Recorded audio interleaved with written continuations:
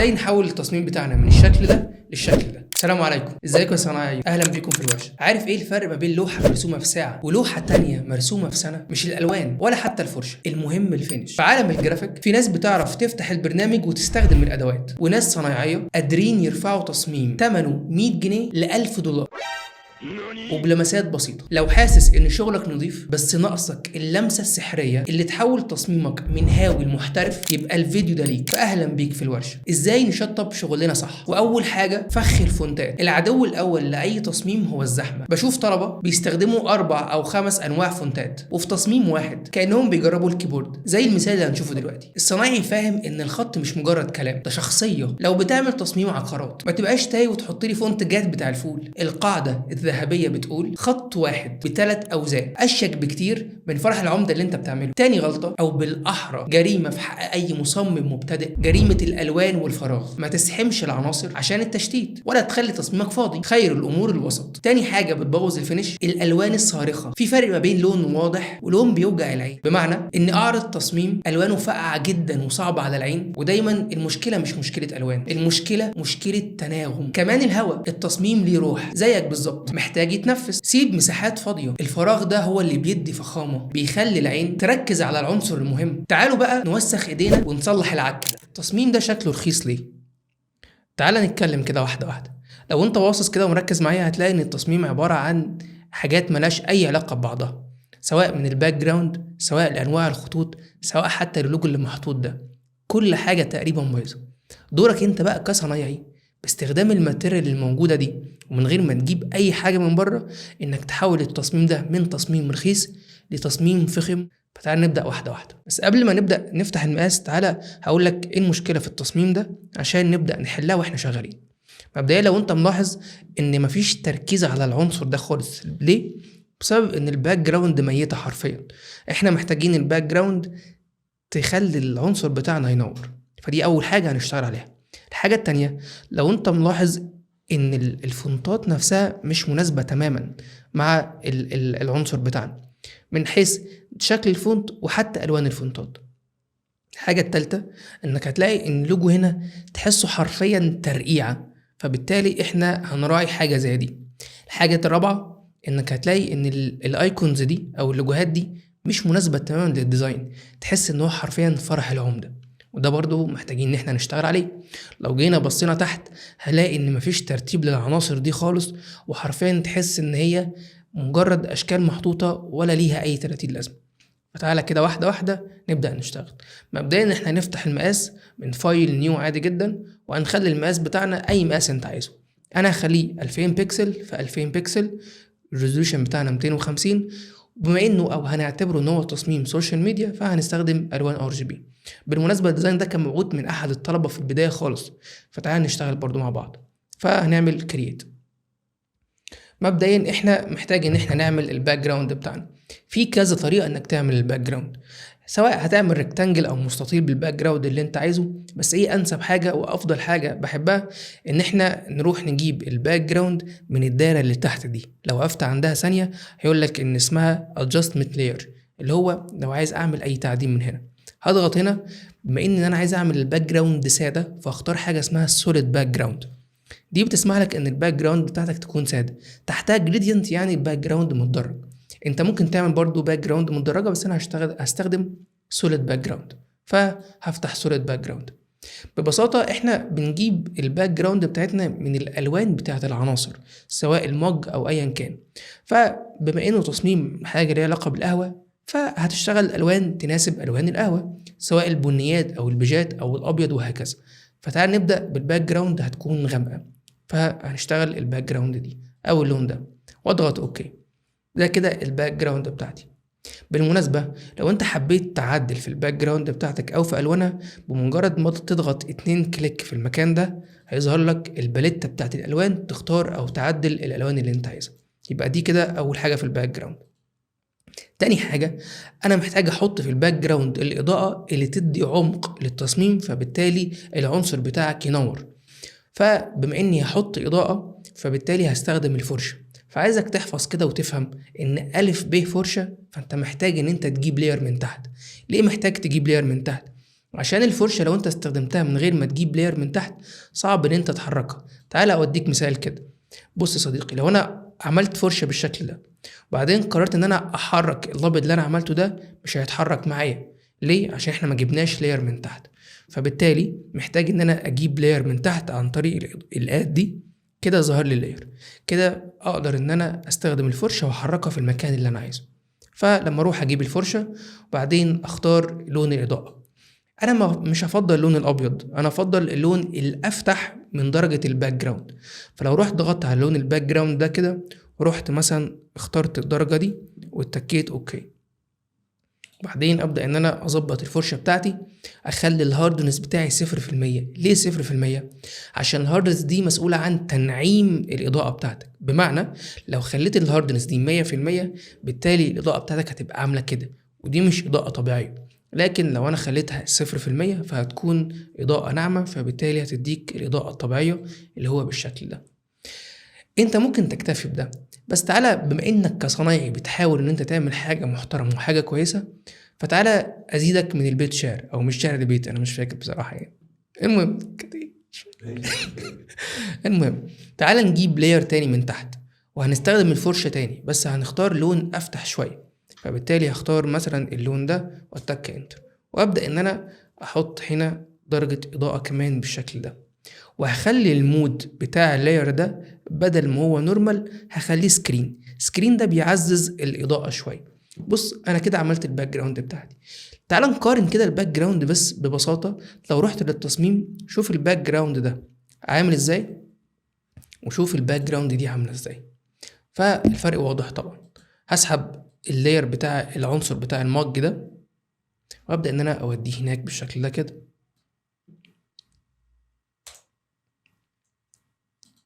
هو مظبوط كده، ابدا ممكن الفه شويه لو عايز اصغره شويه بالشكل ده. وارجوك حاول ما تمطش العنصر، يعني ما تحاول ان انت تكبر من الزاويه عشان ما يتمطش منك. في الابديتس الجديده بتاعت الفوتوشوب انت من غير، هو ما بيتمطش كده كده، بس في الاصدارات القديمه لو انت مثلا سحبت من هنا هيبدا ان هو يتمط منك. فانا بالنسبه لي ده كده العنصر بتاعي. تعالى نعمل شادو. في الديزاين اللي فات كان الطالب بيحاول ان يخلي العنصر يطير شويه، بس هو ما كانش باين ان هو طاير. فتعالى نحل دي شويه. هبدا ان انا اجيب لاير عشان اعمل الشادو بتاعي. تعالى اوضح لك كام حاجه.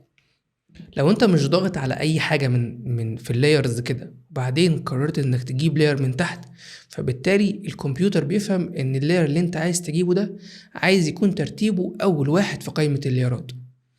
انا عارف ان انت ممكن تسحبه وتحطه في المكان اللي انت عايزه، بس احنا دلوقتي برضه بنفكر كصنايعي. فايه الصح؟ ببساطة انا عايز احط اللاير فين؟ انا عايز احط اللاير تحت المج. فبالتالي هروح على اللاير اللي تحت المج ده واضغط عليه كده واقوم جايب لاير من تحت. هتلاقي ان اللاير بتاعك بقى تحت المج. فده شغل البروفيشنال اللي بيخليك تتعلم صح. طيب هبدأ ان انا اجيب فرشة اضاءة عشان اعمل الظل بتاعي. هضغط كليك يمين وابدا ان انا اطبق ده كده. ولو انت ما عندكش الاوبشن انك تطبق ده، في 100 طريقه تانية هوضحها لك دلوقتي. ومن غير ما تعالى نجرب دلوقتي حالا. انا هبدا ان انا اعمل ظل لونه غامق شويه اللي هو ده كده، اللي هو مثلا بالشكل ده. تعالى نحطه هنا كده. اضغط على الموف تول وابدا ان انا اطبقه بايدي، بستخدم الشيفت عشان يتطبق معايا اللي هو بالشكل ده كده بس كده. وابدا ان انا الفه شويه كده عشان يبان ان هو طاير، ان المج بتاعي طاير. بص كده ببساطه كده انت عملت اول حاجه. طبعا في تفاصيل المفروض نشتغل عليها بس عشان وقت الفيديو مش هنشتغل فيها دلوقتي. بس انا عايز اوضح لك بس الفرق ما بين الحاجه الكويسه والحاجه الرخيصه. كده انت عملت الاضاءه اللي انت الشادو اللي انت عايزه، والاضاءه بتاعتك منوره وشكلها نظيف جدا ومدي شكل كويس قوي. تعالى نبدأ نحط الكلام اللي احنا عايزينه. فتعالى اخد الكلام اللي مكتوب ده سواء made with love او coffee time. هسحب دي هما الاتنين كده واديهم هناك. مبدئيا لو انت ملاحظ طريقة الكتابة اصلا نفسها غلط. ليه غلط؟ عشان يعني مفيش كلام كابيتال. الكلمة نفسها المفروض ده بما انه عنوان المفروض يكون الكلام كابيتال شوية. فتعالى نصحح الكلام ده. مبدئيا هضغط على التكست عشان ابدأ اعدل. انا عايز اخلي الكلام كله كابيتال، فعندك كذا طريقة سواء من قائمة ويندو تختار حاجة اسمها كاركتر. بالمناسبة كاركتر دي كل اعدادات التكست واللي هنتكلم عنها بعدين باستفاضة. انا عايز اخلي كل الكلام كابيتال، فاضغط على الايكون دي. حتى لو وقفت عندها سوري، دي اللي ليها علاقة بالبول، دي اللي بتخلي كل الكلام كابيتال. حتى مكتوب عندها بص all caps، اضغط كده هيتحول معايا الفونت كله الكابيتال. هختار فونت ملو هدومه شوية. ليه؟ بما ان ده عنوان فلازم الفونت يكون عريض وواضح، فبالتالي هبدأ ان انا اختار فونت مثلا كبير شوية وعريض زي الفونت ده بالنسبة لي كويس جدا. هبدأ ان انا اصغره شوية عشان يبقى مناسب معايا. ده كده الفونت بتاعي كده زي الفل. الحاجة التانية، لون الفونت مش مناسب تماما للتصميم. خدها قاعدة أرجوك، غامق على غامق ما ينفعش، وفاتح على فاتح ما ينفعش. دي قاعدة بتسهلك الدنيا. انت محتاج تعمل حاجة اسمها الكونترست اللي هو التباين. فبما ان الباك جراوند عندك غامقة فانت محتاج لون فاتح. فهضغط اختار. عندك كذا اوبشن، لو عايز تخليه ابيض كويس، عايز تخليه بيج فاتح كويس، فانا خليني في الابيض. ليه؟ عشان كلمة ميد وذ لاف دي ممكن اخليها لونها بيج ولا حاجة. الحاجة التانية، كلمة ميد وذ لاف دي كلمة مش رسمية، ركز معايا في اللقطة دي. يعني كلمة فيها ود شوية، فيفضل يعني انت لو ملاحظ مثلا بوسترات الافلام الرومانسية باغلب الفونتات بتاعتها تكون اللي بنقول عليه الفونت المدلع، اللي هو فونت فيه لعب. فكلمة ميد وذ لاف دي محتاجة انها تتدلع حرفيا. فهبدأ ان انا اروح اعدل واختار فونت مناسب شوية. اضغط هنا واختار فونت مثلا وليكن ده. ولو احتجتوا الفونتات اكتبولي وهبعتها لكم برضو.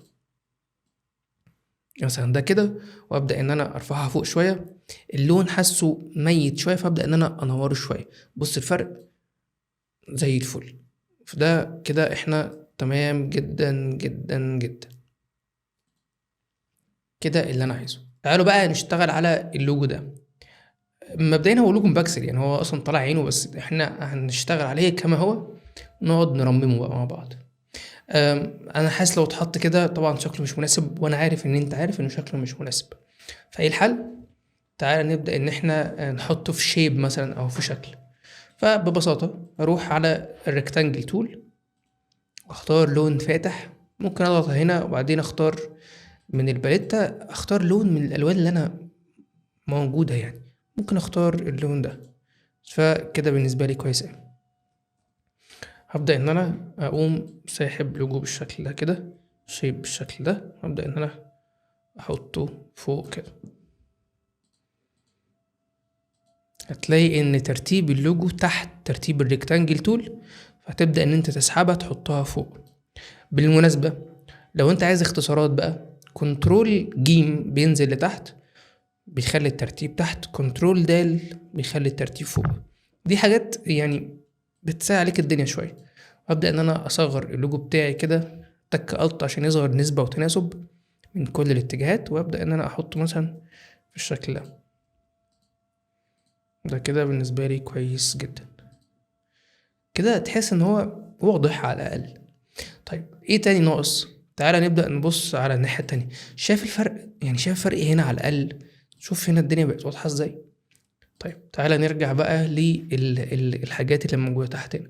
كلمة اوردر ناو ورقم التليفون ده. زي ما اتفقنا قبل كده، يفضل ان انت يعني في الفونتات ما يبقاش فرح العمدة، هو فونت واحد او اتنين كفاية قوي. زي ما انت شايف انا استخدمت فونت واحد، استخدمت فونت التاني عشان الكلمة كانت محتاجة حاجة زي كده.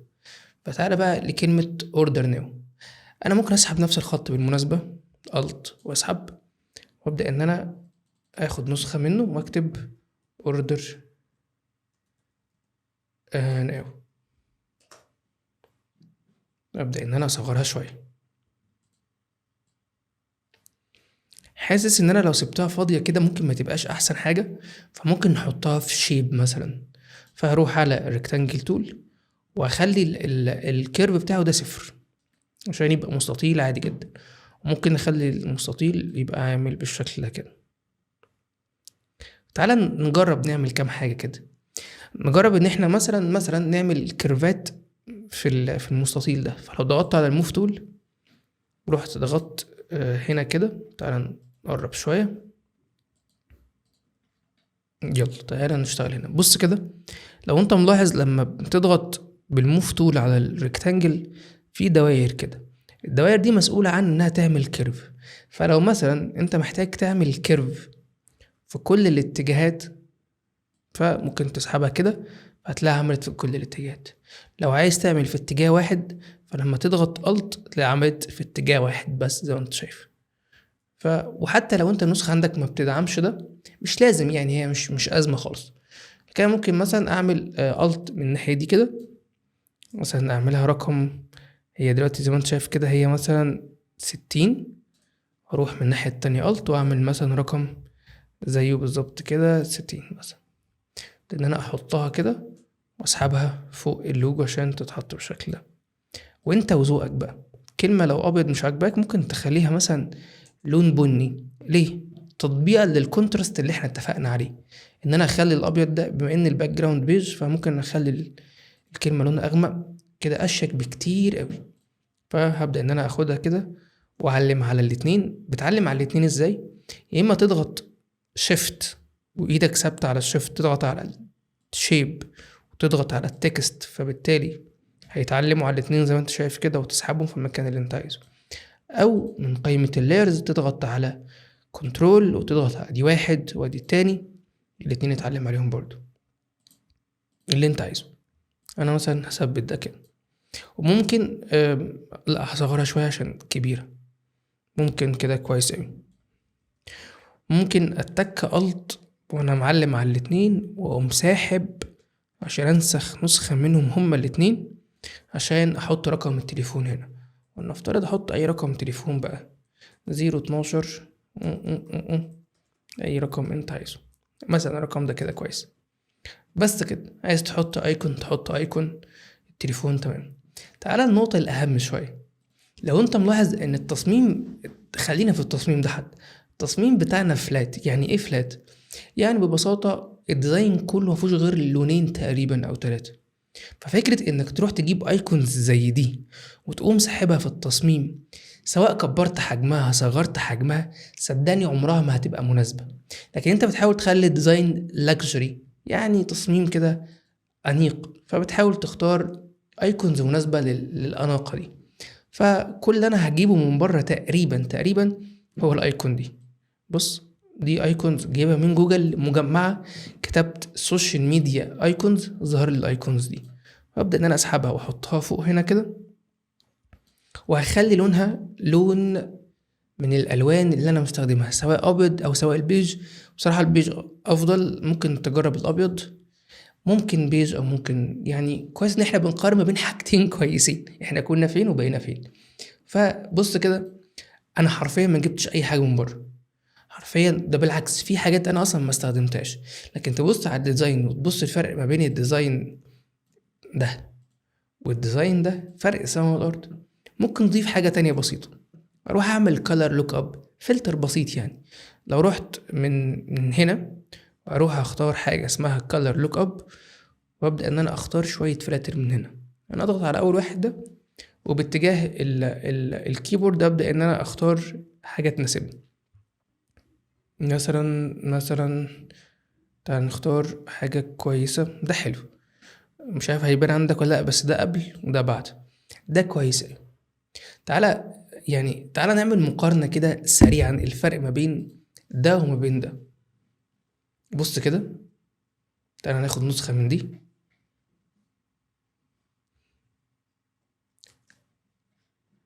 وتعالى ان احنا نقوم مكبرين المساحه دي شويه،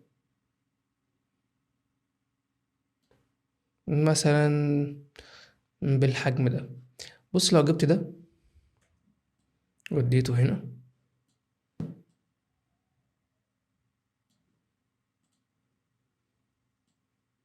بص شوف انت احكم بنفسك، ده تسعره بكام وده تسعره بكام.